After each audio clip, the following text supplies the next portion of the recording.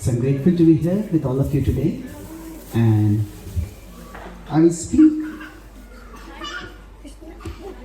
today about the life of Radharani and how that illustrates the principles of love and loving service. I'll talk about this in three broad parts. First, I'll talk about the position of Radharani.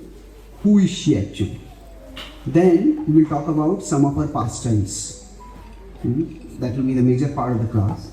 And then after that, we'll talk about the principle. That what Radharani embodies, how that principle is something which we all can learn, and by that we can grow in bhakti and find deeper fulfillment, deeper joy in our life. So, now Radhashtami is not that well known a festival. So recently I was in India and one person asked that, Janmashtami, see nowadays there's a lot of Hinduism or Hindutva or in consciousness about Vedic Sanatana Dharma is rising in India, and it's rising across the world also among the Indian diaspora, and there is a reaction to that. So there's one person who asked me, Janmashtami is so popular, but Radhashtami is not that popular. Doesn't this show gender bias? That Krishna's festival is so popular, Radharani is not festival, is not popular. And I said, if you want to look at it from that perspective, that the longest festival in India is Durga Puja, it's 9 days. Isn't it? Even Diwali is not that big. So, we cannot look at these exalted personalities and these timeless festivals, or the ancient festivals, from a reductionistic lens of our own values. These are embodying a different level of reality. They are providing us a glimpse into the timeless. So when we talk about Radharani, who is she? Now at a basic level you may say that Radharani is the consort of Krishna. They are the divine couple, Radha and Krishna. Yes, that is true, but that's only one part of the understanding of Radharani. Her position is, it's not just that she is one member of the divine couple. Yes, that is there.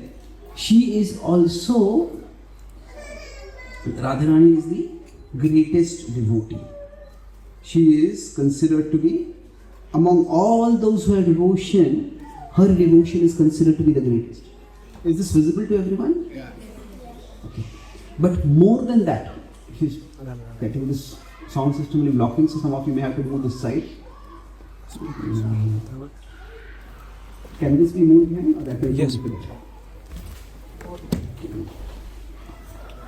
But she is not just the greatest devotee.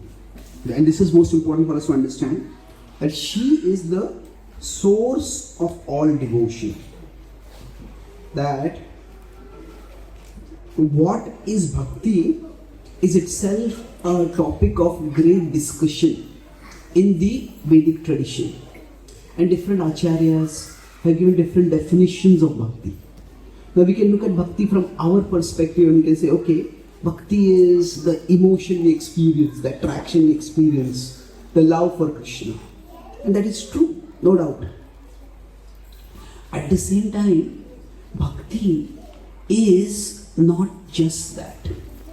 So, in this understanding of bhakti, it is that, okay, I have attraction towards XYZ, and now I have developed attraction towards God. So, it is the same principle which is redirected towards God. There is truth to that, but that is not the complete truth. Why?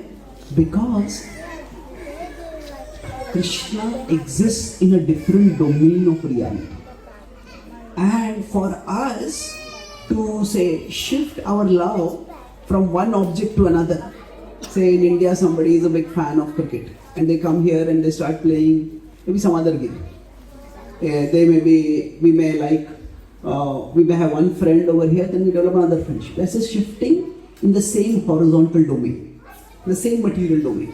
But here, we are shifting our love from the material domain to the vertical domain. From the material domain to the spiritual domain, which is a vertical shift. And that vertical shift doesn't happen only by our own effort. That vertical shift requires a grace coming from above. So it's like, this is the earth, and then around the earth is the gravity pull. Now, an object on the earth might be going this way and it may go this way. That's not very difficult. You just turn around and go. But if the object has to go upward, then there's the gravity pull that is pulling it down. And at that time, the effort required is far, far more. So now, yes, one can with a huge amount of effort try to push and get through the gravity pull. However, if there is another possibility, that this is the earth, and say we are here, or there's a rocket over here which we want to launch, whatever it is. When this is to be launched, around it is the gravity pull. But if there is another powerful object which comes over here, and then this object falls in the gravity pull of that object, then what will happen is, then that will pull it upwards. So Bhakti is not just centered on the push principle. Push is, but I push myself upward. Bhakti is primarily centered on the pull principle. That this upward, if I try to go upward, this is push. And this is the pull principle. So in Bhakti, while we have to do the push part, but there is the pull principle that is much, much more important. And this pull principle is Radharani. That is Ladini Shakti. That it is whatever devotion we experience, whatever attraction we experience for Krishna, that attraction comes by the blessing of Srimati Radharani. So when we don't have this understanding, Radharani is a devotee, we may call her the greatest devotee. In India, because people prematurely come to know about the Radha-lila, sometimes a bit frivolous or disrespectful understanding of Radharani. And I have a friend from the from a traditional Vaishnava tradition, a Vaishnava group. He said, you Hare Krishnas have got everything wrong. He said, with respect to Krishna, you just refer to him as Krishna. There is no Sri Krishna, no Bhagwan Krishna, it's just Krishna. And for Radha, you have a double honorific. You have Srimati before and Rani afterwards. So Srimati Radharani, but not even Sri Krishna. What is going on with you people? So, actually I told him, Srila Prabhupada coined an entire term to describe Krishna. What is that term? The Supreme Personality of Godhead. So that is not just a literal translation of Bhagwan. Prabhupada very emphatically wanted to convey that position of Krishna. At the same time, he wanted us to have a personal relationship with Krishna. And that's why he referred to him directly as Krishna. But, so the idea is, Prabhupada referred to Krishna simply as Krishna is, he wanted that Krishna is not just some remote divinity far away. That Krishna is the Lord who is in our own hearts. Sarvasya chaham hridi sannivishta. But on the other hand, there is a tendency among people who hear Radha Krishna pastimes to take Radha a bit cheaply. That as young people, if they hear some of the stories of Radha, they think, okay, there's a divine couple on the altar and I am also a couple over here. And we are a couple. They just equate it in a very mundane way. So Prabhupada wanted to emphasize that. And that's why he uses double honorific. Now before Prabhupada, Bhaktivedanta Thakur and his gurus, they would use Shri Radha, Shri Radhika, or they would, Vishwanath Thakur use, and Rupa Goswami simply uses Radha. But Prabhupada wanted to emphasize that she is a worshipable person. Srimati Radharani. So the idea is that Radharani is not just the topmost devotee, she is the source of devotion for everyone. And you may say, but isn't it that we have devotion? Yes, we have devotion. We have the potential for devotion is there in every heart. But for that potential to be manifested, it can take a huge effort. And when we get the Radharani's mercy, so in this understanding, if Krishna is here,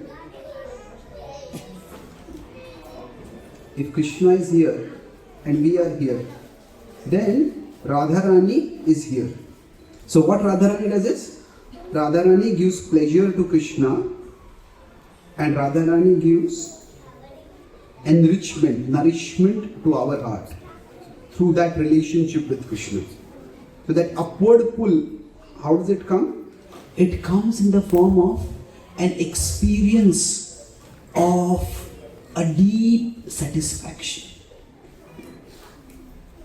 This nourishment comes at three distinct levels. First, we experience some sense of contentment. Contentment is where we feel satisfied. But then it goes beyond to enrichment. Where I'm not just content, as I'm saying, enriched means I feel filled with joy. It is overflowing with joy. And after that, by Radharani's mercy, it also comes as empowerment.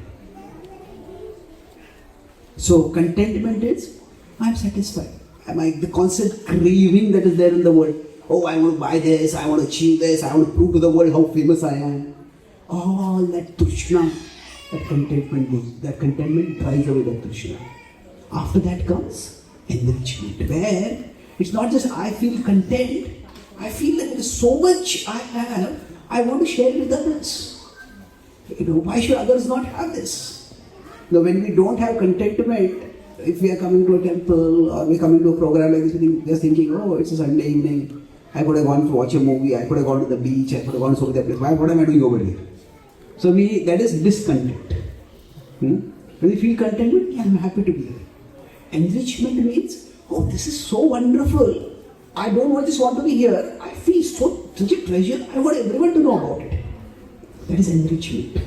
And beyond that is empowerment. Empowerment is where we feel confident that I can share this with others. Enrichment is I feel like sharing it. But empowerment is where we feel that confidence. So we'll cycle this back to this point, where in the conclusion we talk about the principle of Radharani. So the position is, Radharani is not just a member of the divine couple, she is not just a topmost devotee. She is the person who fills our heart with devotion, who enables us to direct our love from this world to the Lord.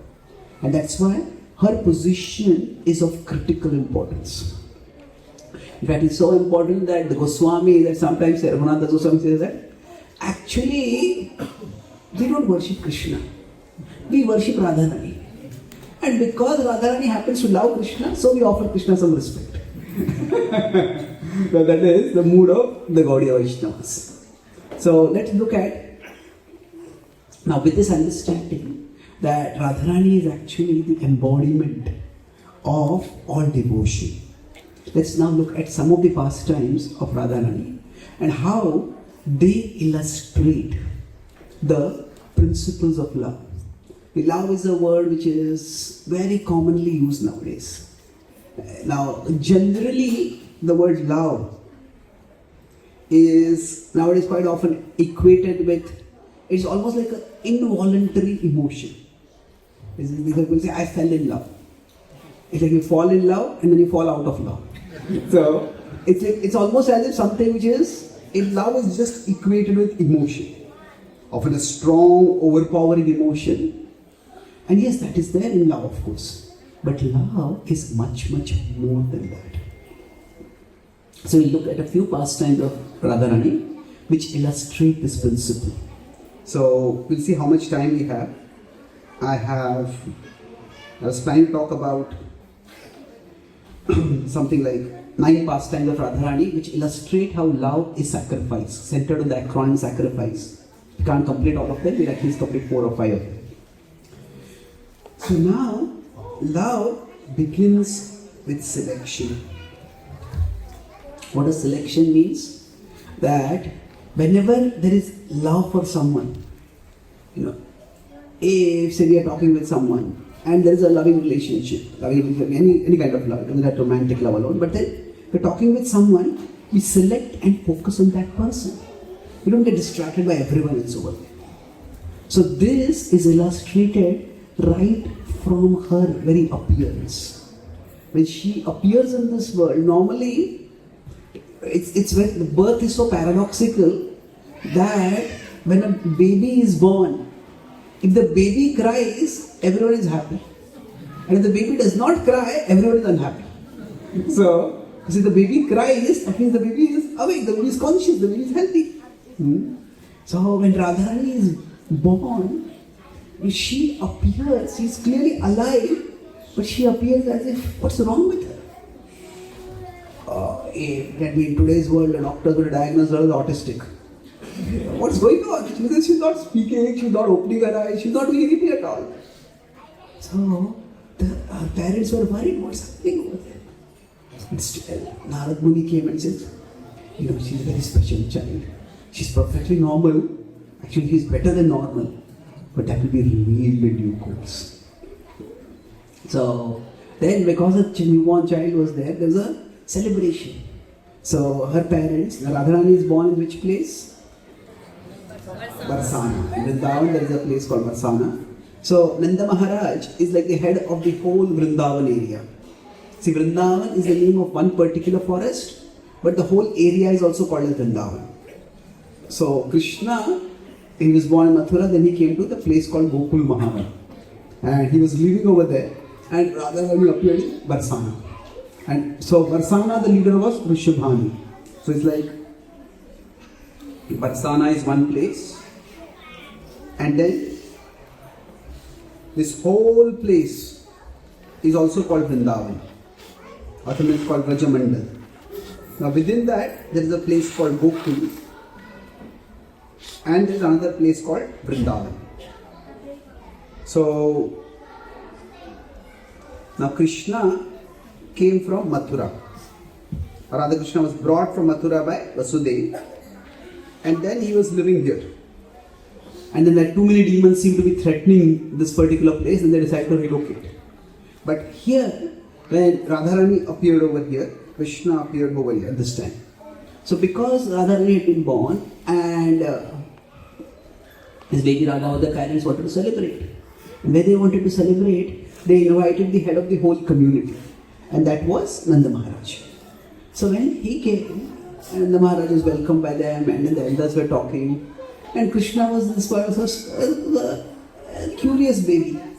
So he went around, started looking here and there, and he saw, okay, there's a crib over there. What's that over there? Now Radharani at this point, her eyes were closed, she was not at all active. He seemed completely silent. She said, what's... So Krishna, the curious boy, just crawled over there. They climbed up, and he peered into the crib. And as soon as Krishna peered into the crib, that is the time Radharani first opened her eyes. That is the time when she opened her eyes, and so the first face that she wanted to see was the face of Krishna. So that is the spontaneous nature of her love. That she the first face, that's the face I want to see. So her eyes were closed, not because there was any disease, not because there was anything wrong, but because the love of her heart was such that this life, this existence is only for Krishna.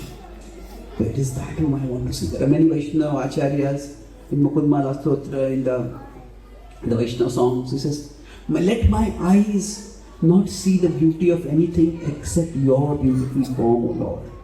Let me drink that, feast on that, and let that beauty be the sustenance of my eyes.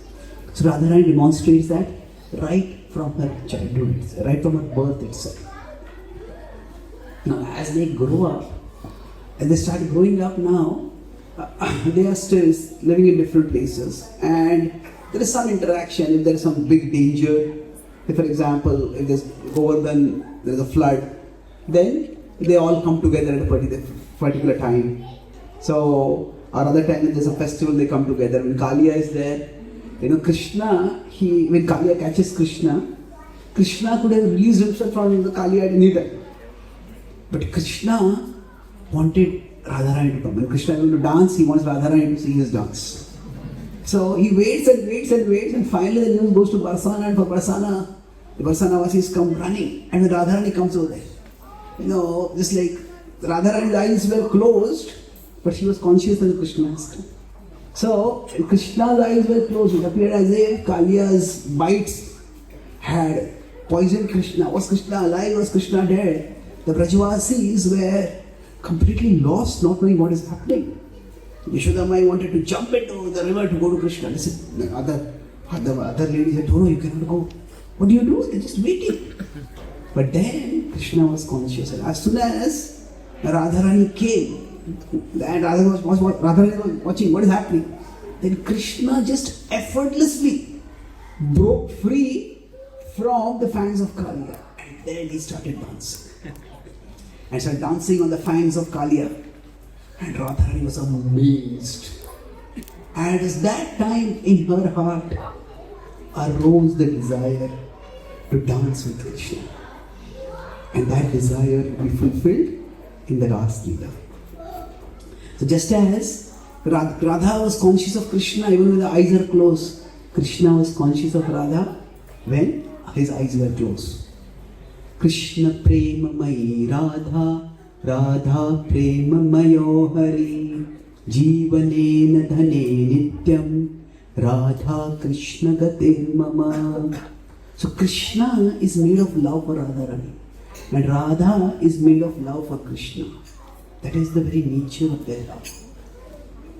Then, as they were growing up, so at one level, these pastimes are transcendental.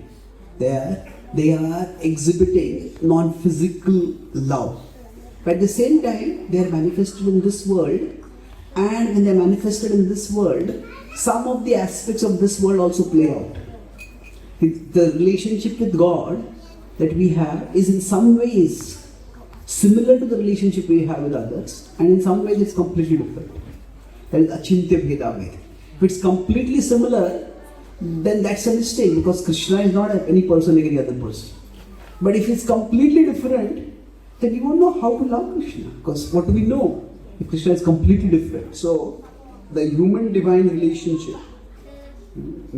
our relationship with Krishna, there is bhed. Bhed means difference. Bhed because Krishna is God. And there is abhed.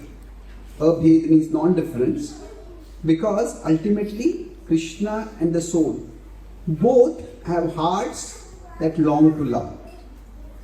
So Krishna longs to love us, and we long to love. And ultimately our heart longs to love Krishna. There is the bhed and the abhed.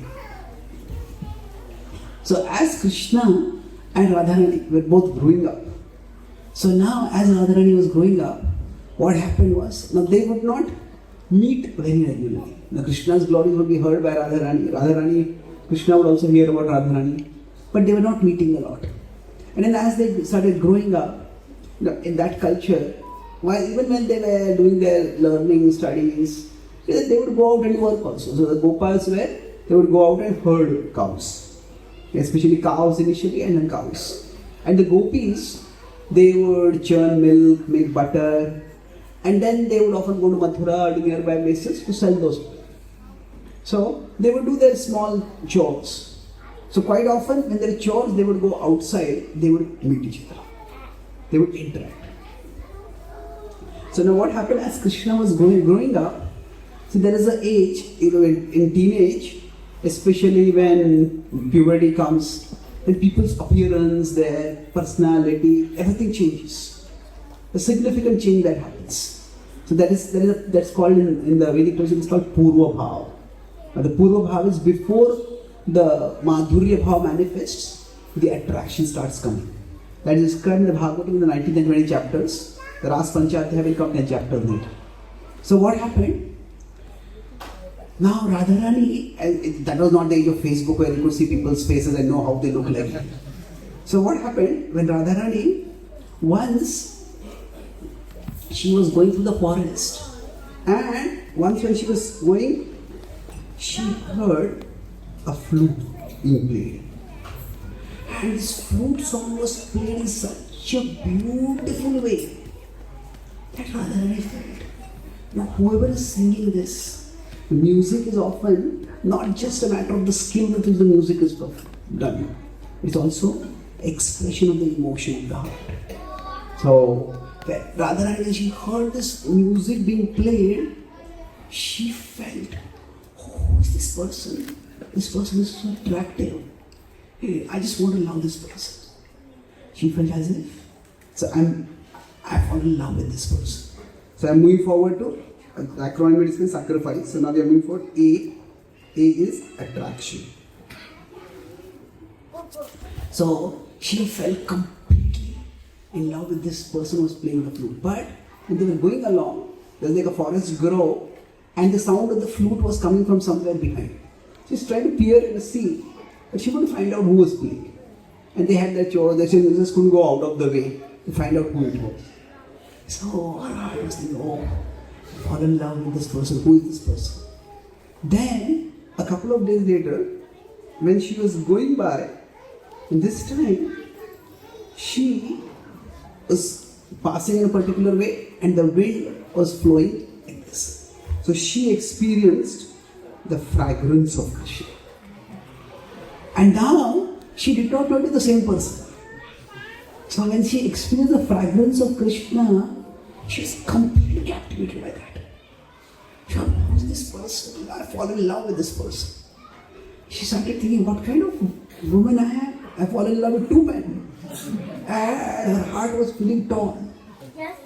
And then, third time, once she was going, and there was a hill over here, and on top, Krishna was walking by. And she saw the form of Krishna. And she fell in love with this. Who is this attractive person? Three-fold bending. This time Krishna was not playing his flute. Now Krishna knew what he was doing. They were just having some mischief with Radha. So this time when she saw him, the wind was flowing this way. So Krishna was not having a flute on his body, he was not playing the flute, and the fragrance of Krishna's body did not come through. So what happened? She thought, oh, this person is so beautiful. And then Radharani, she was attracted. That itself was making her restless. And she thinking, now I attracted three people. What is going to happen to me? No. And the Krishna, if he wants to churn the emotions of the heart. Says that he does that in ways that can sometimes be very agitating. But it is agitating, at the same time it is very enriching. Her heart became more and more absorbed in Krishna. And then, one day, when she was going through the forest, as she was walking by, she heard this first, the flute sound coming. And her heart started beating faster. And then, after that, she felt the fragrance. Oh, who is this person? She was eager to see this person. And then, she saw the form. And this time when she saw the form, she saw actually the same person was playing the flute. And then as she noticed, oh, this fragrance is coming from the same person. And her heart became filled with great relief and joy. That, I'm not attracted to three people, I'm attracted to the same person. So actually, what does this illustrate? One of the features of Krishna is, it is described that he is all attractive. All attractive means what? That any one of his features can attract the heart. And this is described in the Bhagavatam. When the Kumaras had gone to the spiritual world, they were attracted to the impersonal, but they just got the fragrance of the tulsi from the lotus feet of Krishna. And Kinjalka Mishra Tulasi Makarandavayu Sankshobham Aksharjusham Apichitta Tanvo. Just by that fragrance, just got completely attracted and captivated. So, for all of us, we can hope that one aspect of Krishna, any one aspect of Krishna can attract us. Maybe we are attracted to the deity of Krishna, maybe we are attracted to the Kirtan of Krishna song, maybe we are attracted to Kuva Krishna, maybe we are attracted to Krishna, one particular pastime of Krishna. Krishna is all attractive, and even one glimpse of the attractiveness of one facet of Krishna is enough to captivate the heart. So, Radharani's heart is so open and so receptive that it demonstrates the power of the attractiveness of even one aspect of Krishna. Unfortunately, our heart is so closed. Krishna, it's like we are close to Krishna and we are close to Krishna. Close to Krishna means our heart is so caught in worldly attachments that our heart is just not open to Krishna.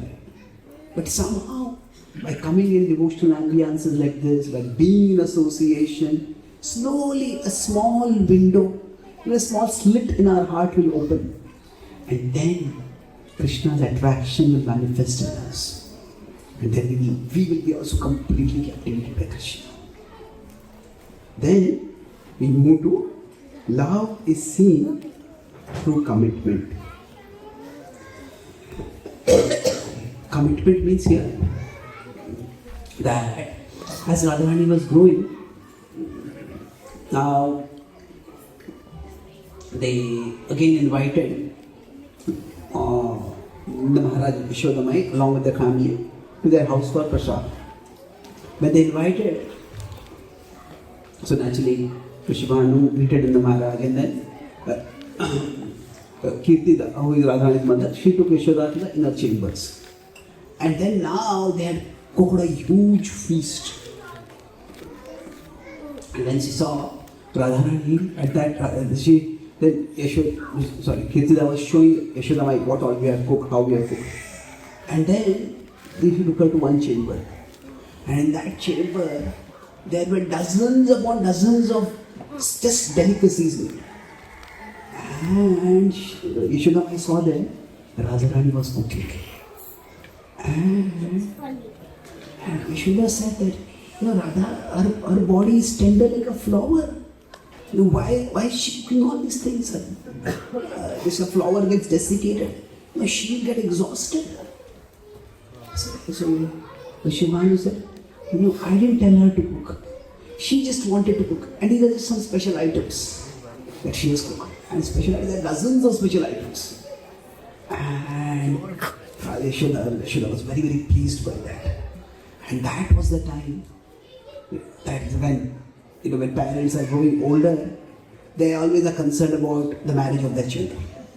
So when Yashoda saw that Radharani is so diligent, so dedicated, she's so eager. Vishwabhanu and Kirtida, they are like leaders of the community. They have servants. Others could have cooked for them. But here, she has cooked herself. So at that time, the desire arose in the heart of Yashoda that Radha should become my daughter-in-law. That Radha should be with Krishna. And then Yashoda said that, you have cooked wonderfully. Now I will train you in the art of serving. So she said that, when you go, this is how you should serve food. Radharani was initially very shy. Radharani had some sakhis. So now Yashoda wanted that Radharani should go and serve food to Krishna. Radharani was serving Vishwabhanu, she was serving and the Maharaj, the whole group of people who had come. But when it comes to serving Krishna, she would ask some other Sakhi to go and serve. And she was shy to go in front of Krishna. And then, finally, Shira said, no, you should go and serve.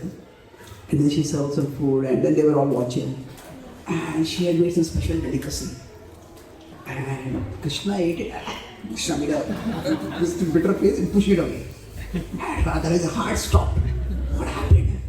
And then Madhubangal took that food. Delicious. And Krishna glanced at Radharani and smiled. Krishna was having fun at her expense. So Radharani got a bit angry with Krishna. And then Madhubangal said, I am in great anxiety.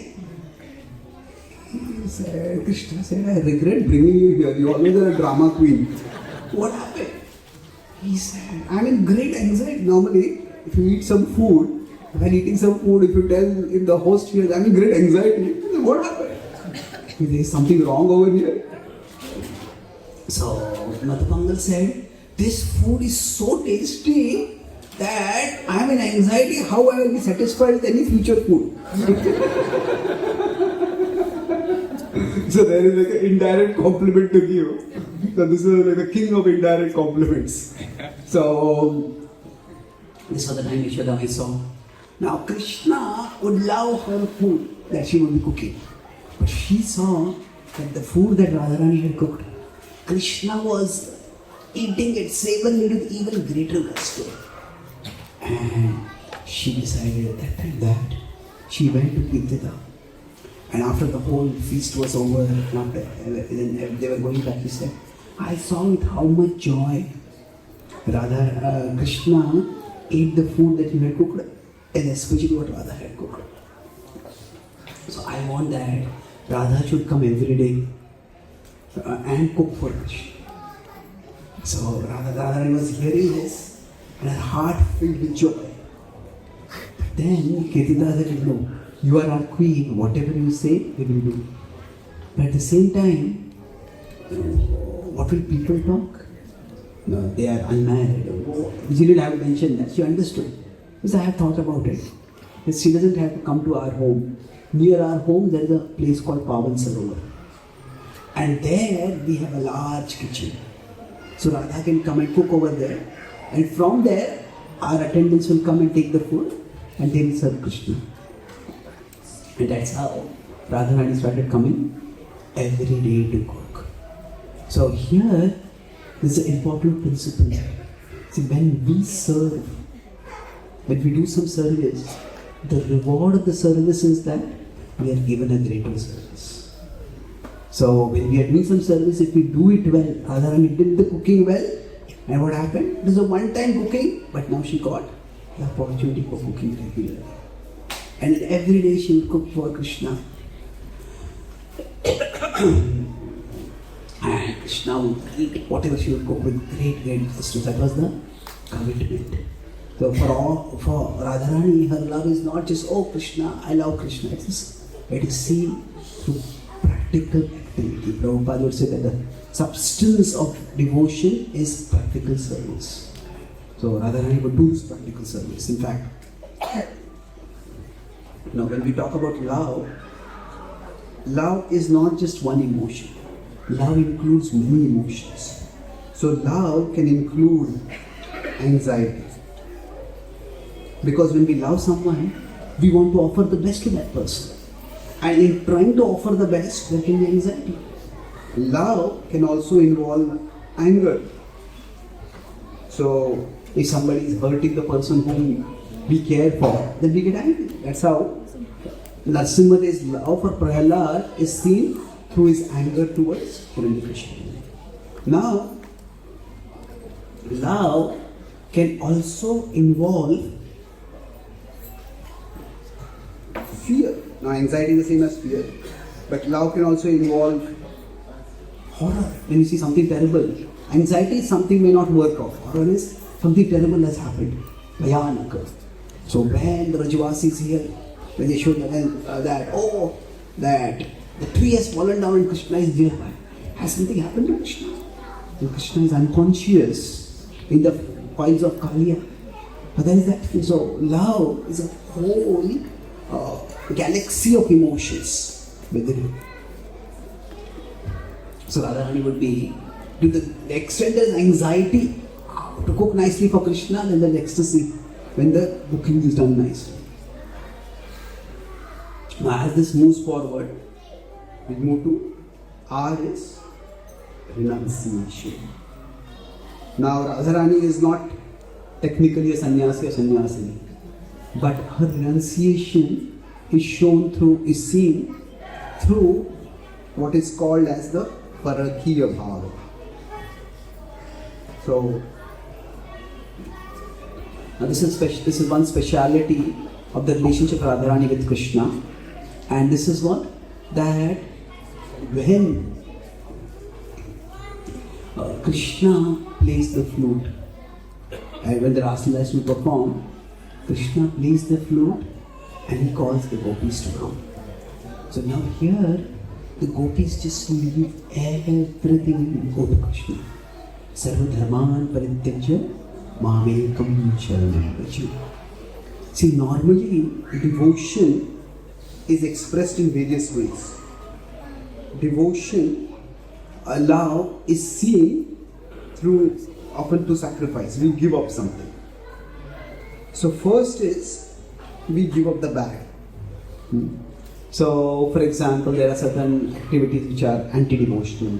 Say, we stop meat eating, we stop gambling, we stop intoxication. But those are what we call as sinful activities, the bad activities. At a basic level, if we are trying to go close to God, then we have to give up the bad activities. Now, that is good if you give up the bad activities. But that is like a preliminary level of devotion. Then after that, we may have to give up the good activities also. Good activities, not necessarily, let's put not activities, let's put it, bad things we need to give up, then good things we need to give up. Now good things means, what does it mean? For example, so we might sacrifice wealth, we might give charity. That, now money is not itself a bad thing, money is an important thing, it enables us to live a life.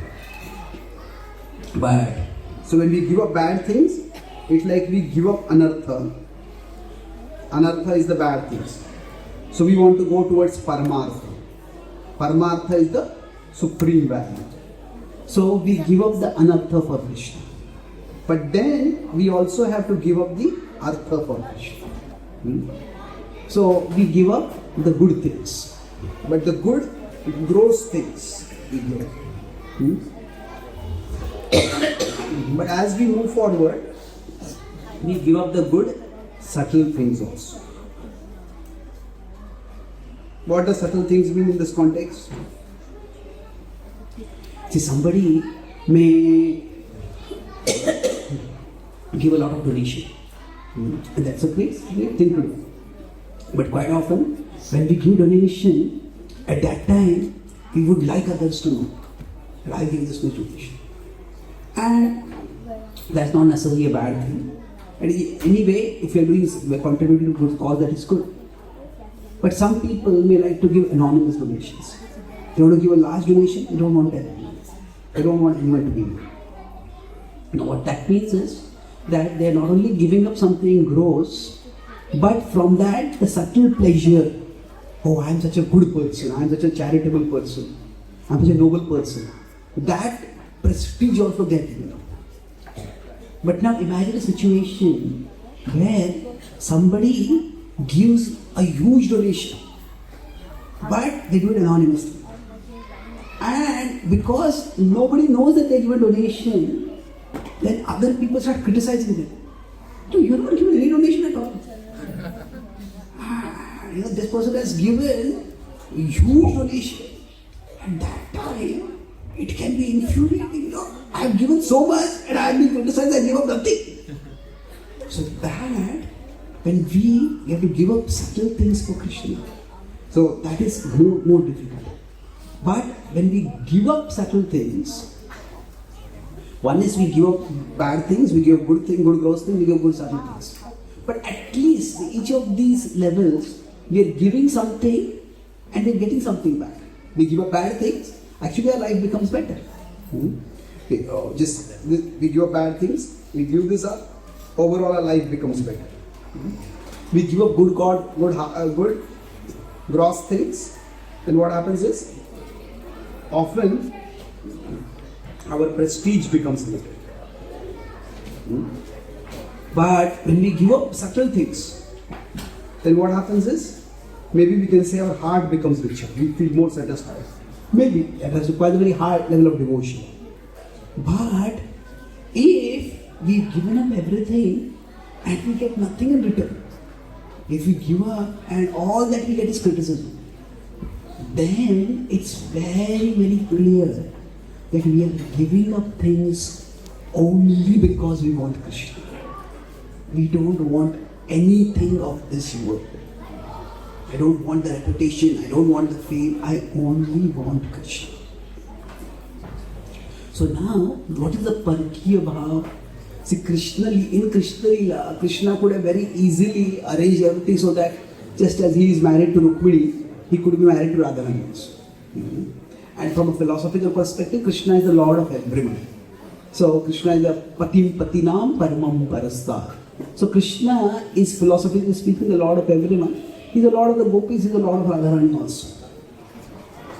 But the Parkiya Bhav, Swakiya means that the queens are married to Krishna. That is in Dwarka, it is the Swakiya Bhav. In Vrindavan, it is the Parakiya Bhav. The gopis are not officially married to Krishna. So now what happens in this is that the gopis give everything up for Krishna and they get nothing in return. All that they get is, oh, you know, what kind of women are you? You left your home to go with Krishna, go with some other man. Don't you have any culture? Don't you have any decency? Don't you have any chastity? What kind of people are you? So, throughout history, there are people who have misunderstood the gopis. There are people who have misunderstood the love of the gopis for Krishna.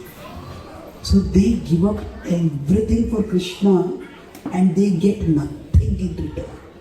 Nothing grows, nothing settles. Grows means they don't get the protection of the name of the husband. That, you know, I am the wife of so and so. They don't get that. They don't get anything from Krishna. And then the greatest sacrifice is, okay, you know, I'm giving up everything for you, but at least, okay, I'm not getting your name, I'm not getting the respectability of society, but I'm at least getting your company. I just want to be with you. But then Krishna leaves the gopis in house. So the gopis do not even get the company of Krishna. So that is the time when the gopis could very easily have rejected Krishna. But they do not do that. So this is actually pure devotion. What does pure devotion mean? It has many different meanings. One meaning is that we give everything to Krishna and we get nothing in return. But nothing except Krishna. And Krishna is the greatest thing. So, when the gopis give themselves to Krishna, they don't get anything gross, they don't get anything subtle. Both levels they get criticism. But what they get is, Krishna becomes completely indebted to them. As Krishna says to the gopis, what kind of love have you got? Is that I have never seen love like this. Krishna says, I cannot repay you for this love. So their renunciation is that they give everything for Krishna. That's why in the verse it is Sarva Dharman Parityajya. Initially we could say it is Sarva Adharman Parityajya. And that is true. We give up bad things for Krishna, but then we should be ready to give up good things for Krishna if it is required. So it is not Sarva Dharman Parityajya. We give all dharma to become adharmic. That's not the point of it. That is, there is dharma, then below dharma is adharma, and above dharma is paradharma. Or in terms of morality, we can say there is moral, there is immoral, and there is transmoral.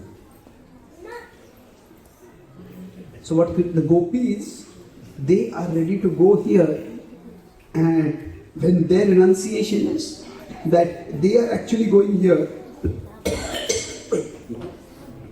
but this is the reality, but the world will often think that they are going here. The world's perception is that they are doing something immoral, but the gopis, their mood is, I don't care. And among all the gopis, the highest degree of such a mood is shown by Radharani. So, how is that? I'll describe that and then we'll move to the last part of the class. You won't be able to go to the full acronym. But, so in the specific pastime of Radharani itself, of Radha-lila, there's something very subtle and nuanced going on. So initially, Krishna plays the flute and calls the gopis, and all the gopis come there. They come in streams. Not everybody is able to leave immediately and come. They are all looking for opportunities and they come one by one. So when they come there, at that time, Krishna talks with them. And Krishna actually tests them. Krishna in one sense wants to test, are they really ready to give up dharma for the sake of paradha? So Krishna tells the gopis that, oh, it's wonderful that you have come. Did you come here to look at the beauty of the night sky and Vrindavan? yeah, it's very beautiful. Now that you looked at it, you can go back now. The gopis, their desire is raging in their heart, but still, it's a chaste, conservative, shy kind of culture. So they don't express. They start, making marks on the ground with their toes, and they say, Krishna, we know you called her. That's why we have come here. So here the Bhagavatam contrasts between the gopis and the Brahman Patnis. The Brahman Patnis also come, but when Krishna tells go back, they go back. They're not happy to go back, they're reluctant, but they go back. But the gopis say, we are not going back. And so then Krishna and the gopis, they start doing the rasa dance. Now when they're doing the rasa dance, at one level the narrative is that the gopis become proud. And the gopis become proud and Krishna abandons them and goes away. Krishna, and that the lesson over there is Krishna doesn't like pride. And then he goes along with Radharani, and Radharani also becomes proud. And Krishna abandons her also.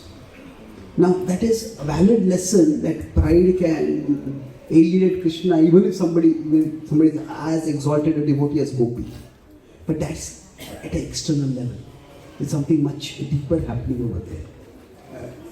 Kavi Karnapur in his Anand Vrindavan Champu describes what the thought process of the gopis and of Radharani is. All the gopis are dancing with Krishna, and this is the greatest joy of their life, that they are with Krishna, and they are, the beautiful ambience is there. It is Sharad Purnima, it's very, very divinely attractive atmosphere is there, and they all are delighted to be with Krishna. At the same time, the gopis know that while we are all dancing with Krishna, that Radha's love for Krishna is unparalleled. So they want that Krishna should have some special time with Radharani. They want that. They know their purpose is they want to enjoy Krishna's company because they love Krishna. But their purpose is Krishna should be happy. And they know Radha's love for Krishna is the greatest, Krishna's love for Radha is the greatest. So both of them should have some time together. And therefore, the gopis act as if they are proud. They act as if they are proud. So the gopis themselves are ready to renounce this association to be with Krishna just so that Krishna can be with Radha. So then when this happens, say Radharani and Krishna are all alone. Krishna is taking Radharani away from the Rasla. When Radharani sees that Krishna is exclusively spending time with me, he wants to be with me alone, her heart is delighted for a few moments. Although she is with Krishna, her concern is Lalita, Vishaka, Indulekha, all of them, they are my sakhis. They are dear to me. They will be devastated that Krishna has left them. That Krishna has left them and gone away. And she says, I cannot enjoy Krishna's company alone. No, I cannot enjoy when my sakhis will be in agony. So she tries to come up with various excuses to slow Krishna down.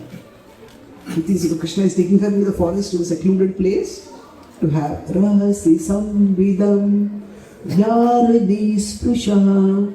Krishna wants to be alone with her to express confidential words of love. Those Rahasi Samvidam, those private words, those little nothings that are expressed with affection. So Krishna has that in the gopis. So Krishna has that and Krishna is having that. But then Radharani tries to slow Krishna down. So she says, Krishna, this flower is so nice. Can you get this flower for me? And the moon looks so nice for me. Let's wait and look at the moon. And he says, this flower is also very nice. And then, now Krishna is eager to take Radharani deep into the forest, and Radharani is slowing her down. Then, when Radharani asks for a flower, Krishna immediately gets the flower. At one point, Radharani deliberately asks for a flower that is way up high. And Krishna jumps up. And still he can't reach the flower. And Radharani is thinking that now Krishna will slow down. Maybe Krishna will have to climb up the tree. he had to go up and get the flower. And he said, she is with Krishna, and she wants to be with Krishna, but another part of the movie, are the Sakhis coming? And then, she is just looking around, and suddenly, Krishna comes from behind and picks her up. He says, you want that flower? You take that flower. And Radharani takes that flower, and Krishna puts it on her hair. And finally, Radharani runs out of ideas. How to slow Krishna down. And then she says, Krishna, I'm feeling very tired now. And now at an external level, Krishna has had enough. And Krishna gets angry with Radharani. And Krishna says that, because this is a forest, I cannot get a palanquin for you. So you climb on my back and I'll carry you. And they're having very sweet, loving exchanges, and suddenly the tone changes of Krishna. And Radharani wonders what has happened. She's just looking around, she's looking where the Sakhis are going to come. And suddenly she hears this harsh tone of Krishna, and she turns around, and to her horror, Krishna has disappeared. That's when she realizes, oh my God, that Krishna got angry with me. Oh Krishna. So she starts looking here and there for Krishna, starts searching for Krishna. She just can't find him. Oh Krishna, where are you? Please come back.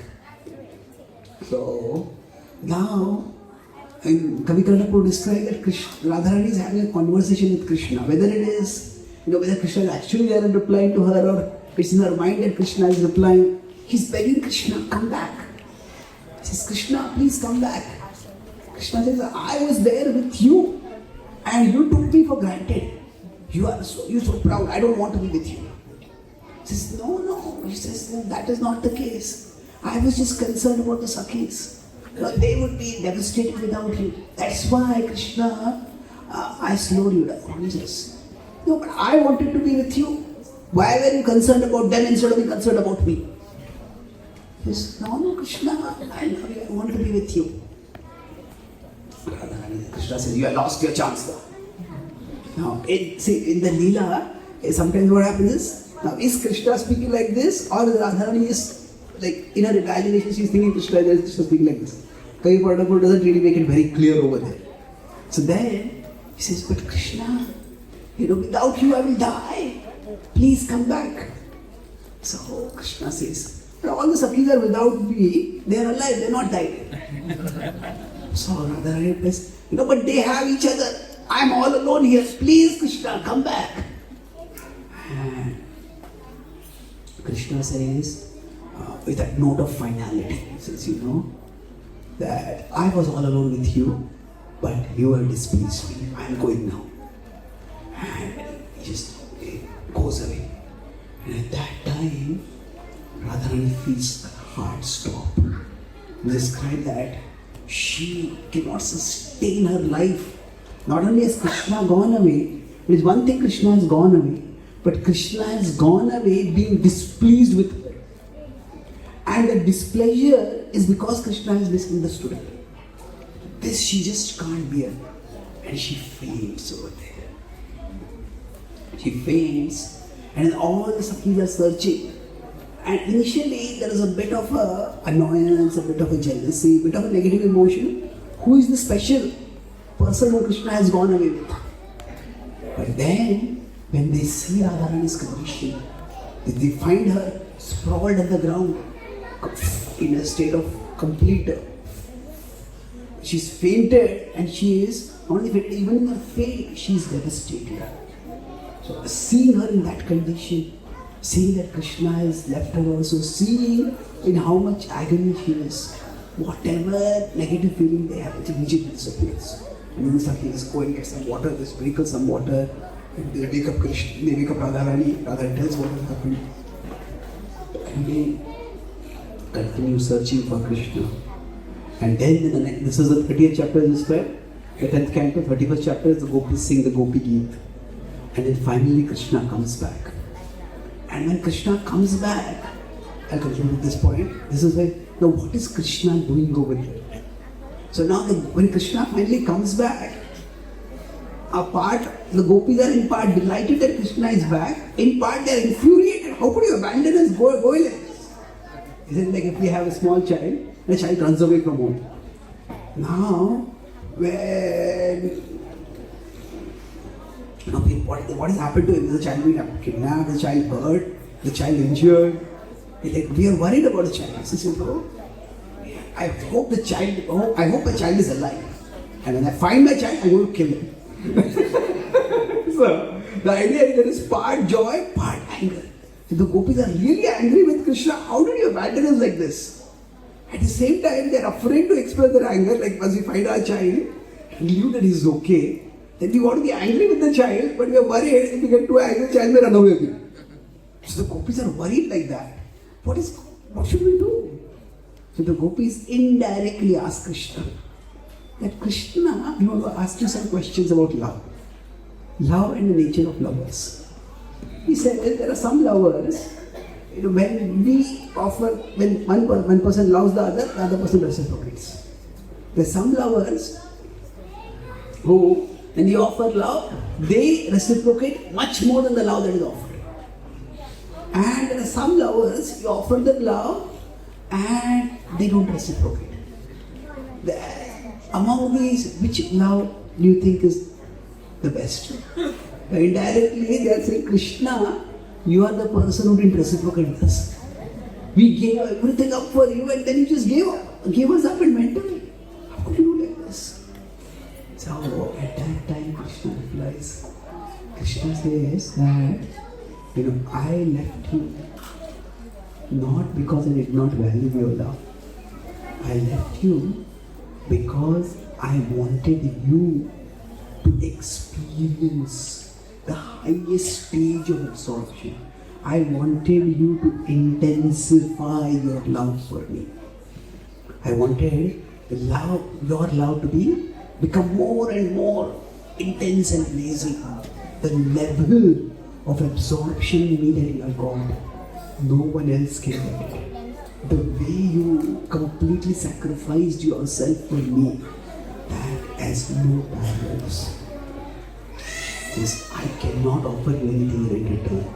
Just be satisfied with your own love. So here the Acharya explained that there is a mysterious relationship between love and separation.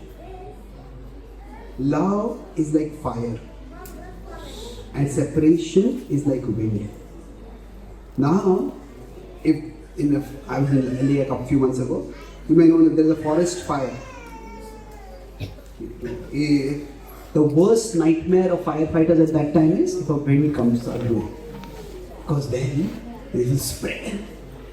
So like that, if there is a stormy wind in a forest fire, then what happens? The fire spreads. So love does to separation what wind does to fire. I was once giving this class, and after that one devotee came and said, "No, I have decided to stop coming to the temple." I said, "Why?" I think I offend a lot of devotees. So after hearing your class, I thought if I have separation from devotees, then my love will increase. I told him, with all due respect, now whenever somebody starts a sentence with all due respect, what is going to follow is not going to be very respectful. So I said, this applies only when the love is like a forest fire. But if the love is like a candle flame, then wind comes, what will happen? Get completely extinguished. So our love is not like the love of the gopis. Our love will not survive separation from Krishna. We need to associate regularly with devotees. We need to spend time with our daily sadhana, with our puja.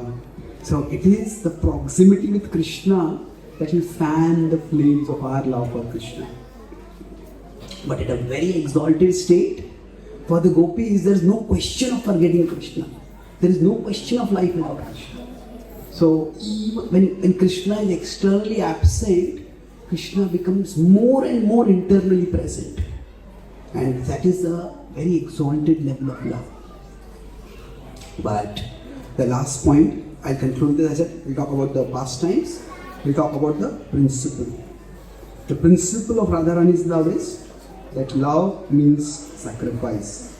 Love means service. Love means caring for others. So we care for Krishna, that's love, Bhakti. But Bhaktivinoda Thakur explains that Bhakti, when it is directed towards Krishna, it is devotion. When it is directed towards other souls, that same Bhakti becomes compassion. That compassion is, we are concerned about the distress of others. We want to remove that distress.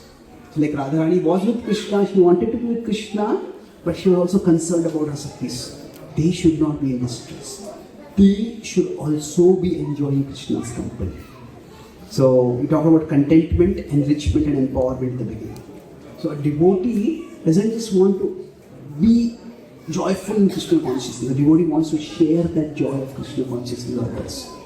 And this is embodied by Srila Prabhupada more than anyone else, especially in recent times. Srila Prabhupada was in Vrindavan. Not just in Vrindavan, he was living in the place where the Goswami Samadhis were there. So Vrindavan is the capital of devotion. And from there, at the age of 70, with great effort, Prabhupada went to New York. And that is he went to New York on the Lower East Side at that time. So from the capital of devotion, Prabhupada went to the capital of illusions. And why did he do that? That was out of compassion. At one level, Prabhupada left Vrindavan. But that's the external vision. We can take a devotee out of the dham, but we cannot take the dham out of the devotee. So Vrindavan was always in the heart of Srila Prabhupada. And wherever he went, he manifested Vrindavan. Wherever he went, he created replicas of Vrindavan. He wanted that everyone should relish Krishna Bhakti. Everyone should experience the joy of loving Krishna. That is what brings ultimate meaning, ultimate joy to our life. So that was Prabhupada manifesting the mood of Radharani. The Prabhupada did not talk a lot about the esoteric pastimes of Radha and Krishna.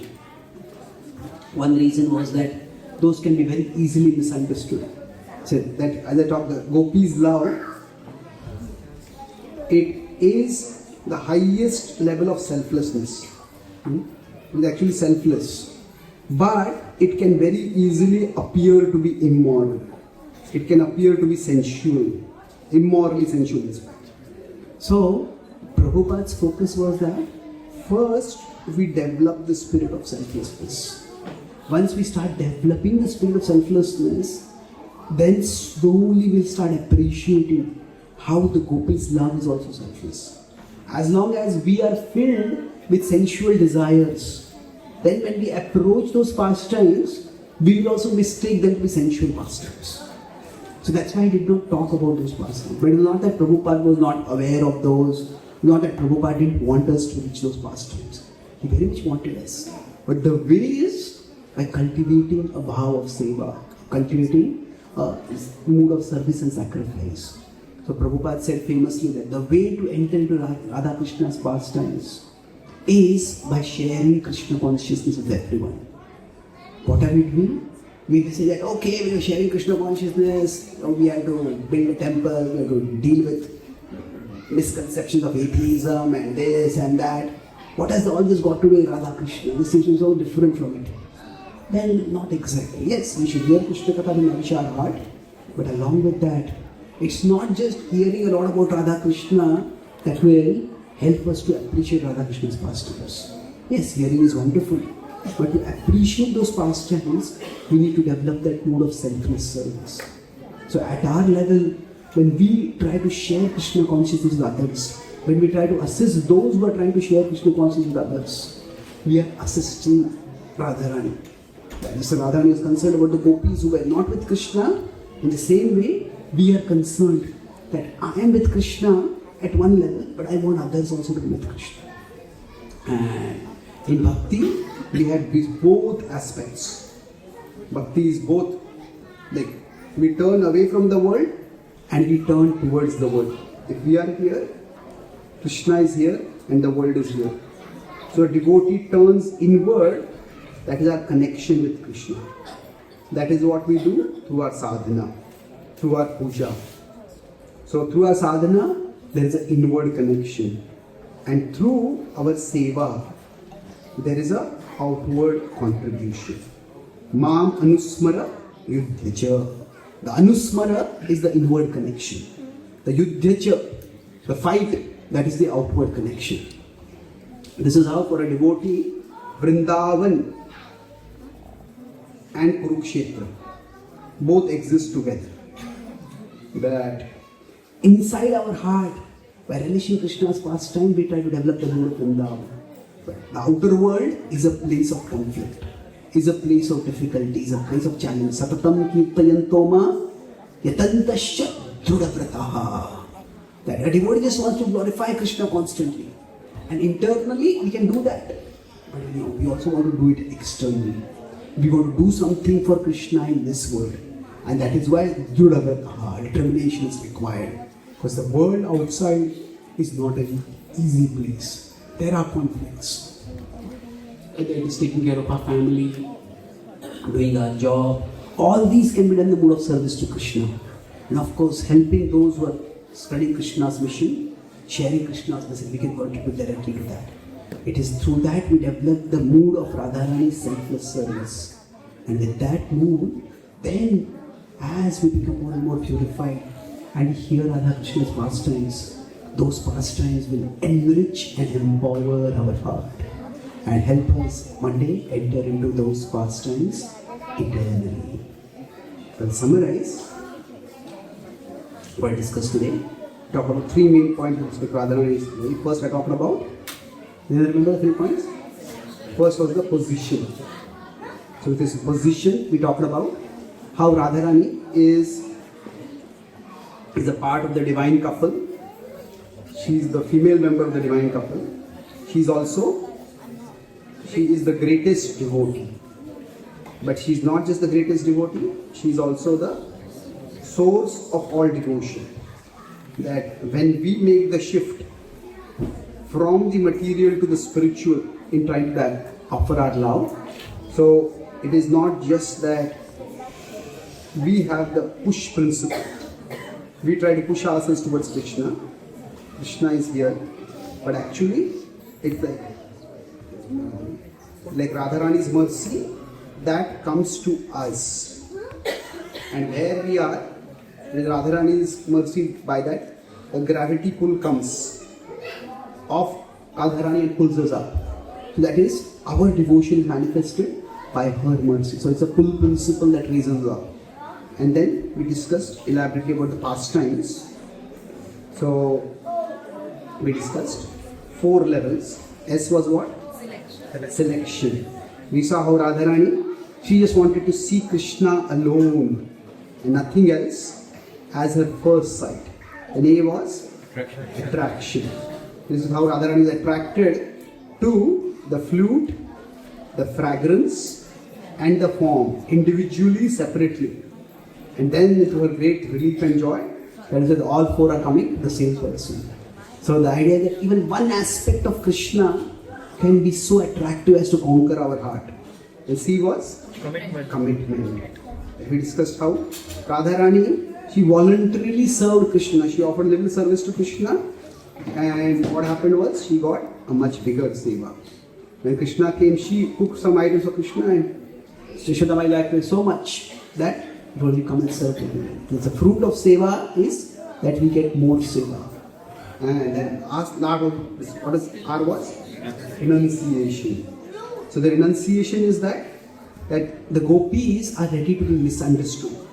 See, the path of bhakti, the renunciation can go at various levels. First we give up the bad things. Then we may have to give up the good things. Good things at a gross level. But then, the most difficult is to give the good things, give up at the subtle level also. So we give charity, but we give up the hope that our charity, the expectation that charity will give us the prestige and good reputation. So the gopis are ready to be misunderstood.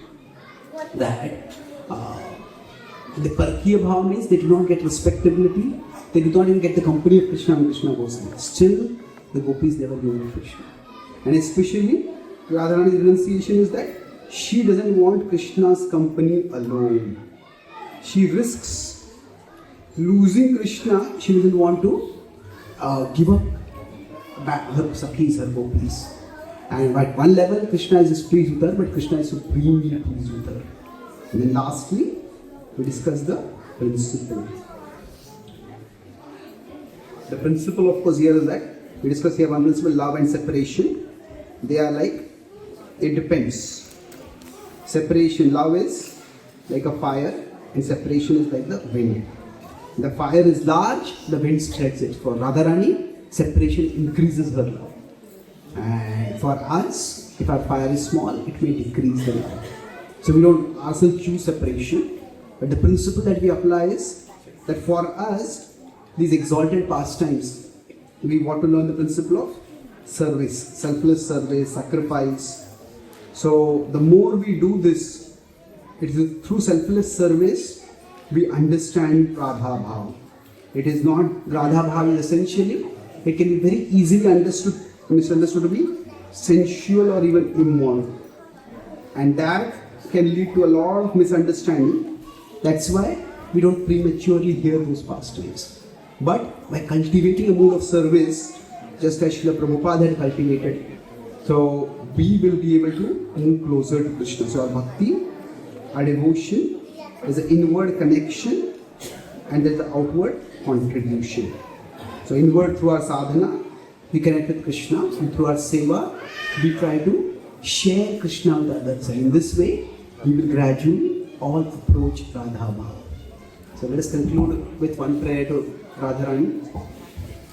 So this is a prayer from the Puranas. I will just repeat the prayer and you can repeat after me. Satyam Satyam Punah Satyam Satyam Satyam Punah Satyam Satyam Satyam Punah Punah Satyam Satyam Punah Punah Vina Radha Prasadena Vina Radha Prasadena Krishna Prapti na labhyate. Krishna Prapti na labhyate. This is the truth. This indeed is the truth. That without the mercy of Radharani, Krishna cannot be attained. Srimati Radharani ki Jai. Shri Radhashtami Mahamahotsav ki Jai. Srila Prabhupada ki Jai. Gaur Premanand.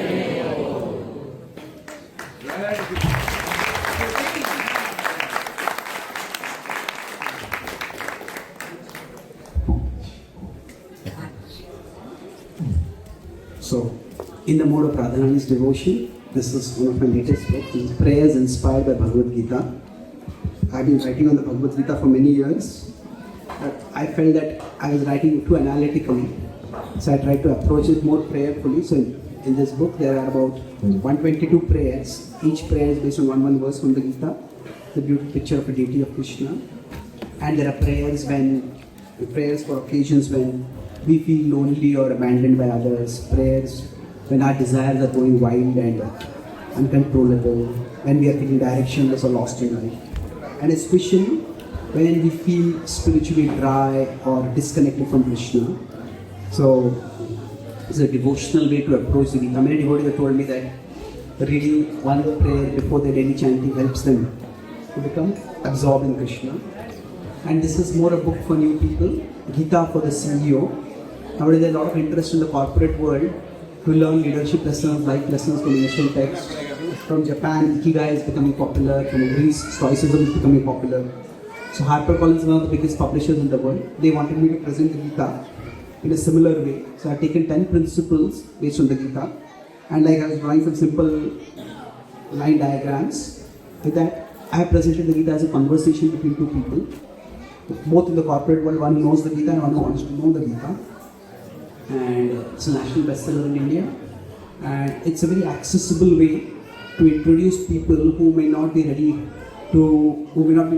ready or capable of directly appreciating the message of the Gita. So it's not only for CEOs, it has practical life lessons for everyone. Ultimately, each one of us is going to be a CEO of our own life. So these books will be available, and I'll be available behind to answer any questions or to sign the books if you want. Thank you very much. Hare Krishna.